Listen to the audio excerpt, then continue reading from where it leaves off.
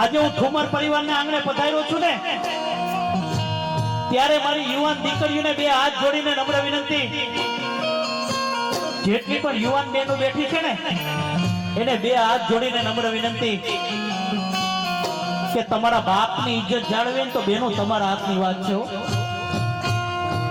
એ દીકરીઓ તમારા હાથની વાત છે. મારા બાપ હારી હારી ગાડીઓ જોઈને, હારા હારા મોબાઈલ જોઈને, હારા હારા કપડા જોઈને બેનું મોહી ન જાતી હો. કારણ કે આ દુનિયામાં 90% એકદમ બગસરાની રખડે છે મારા બાપ. દેખાડવાના પણ કંઈક જુદા હોય, ચાવવાના પણ કંઈક જુદા હોય.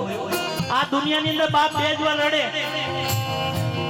આ દુનિયાની અંદર બાપની આંખમાંથી બે જ વાર આંસુડા આવે. એક દીકરો તર છોડી દે ને કે પપ્પા તમે મારા ભેગા નહીં, તેથી બાપ આ દુનિયાથી હારી જતો હોય મારા બાપ. અને બીજી વાર દીકરી સાસરે જતી હોય ને, એને વરાવાના ટાણા આવી ગયા હોય ને, તેથી બાપ આમ ઊંચું ઉપાડીને ન જોઈ શકતો હોય.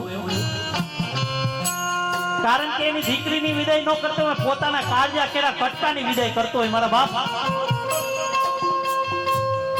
દીકરી બબે હાથના થાપા મારે કે પપ્પા આજથી મારે આ તમારી મિલકતમાં મારો કોઈ હક નહીં મારા બાપ.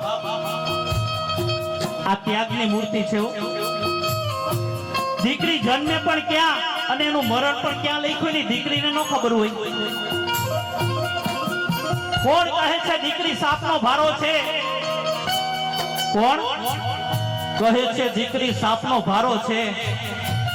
અરે સાહેબ, અમે તો એમ કે દીકરી છે ને એ તો તુલસીનો ક્યારો છે. દીકરી જે ઘરમાં રમતી છે ને અમારા ઠાકોરજીને રમવા આવવાનું મન થાય. એ બિચારી હજી વિદાયના ટાણા ન થયા હોય, એના બાપ ઉપર એનો હક ઉભો થઈ ઉઠી જતો હોય. એના બાપને મળવું હોય તો સામે વાળાને પૂછતી, હું મારા પપ્પાને મળવા જાઉં? સામે વાળાને પૂછે કે મારા બાપને મળવું છે, હું જાઉં? ત્યારે સામેથી તરત જ અવાજ આવે, માતાઓ શું આવે? ઓ